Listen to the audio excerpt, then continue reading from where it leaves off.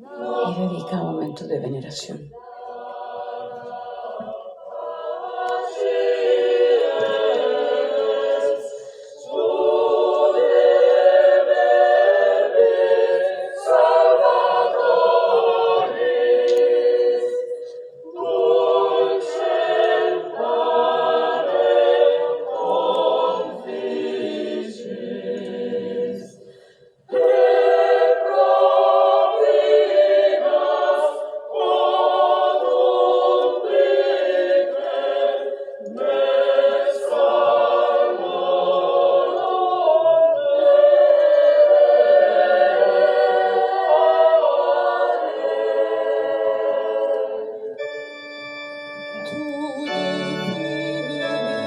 Hay aproximadamente 900 personas dentro de la basílica y en las afueras.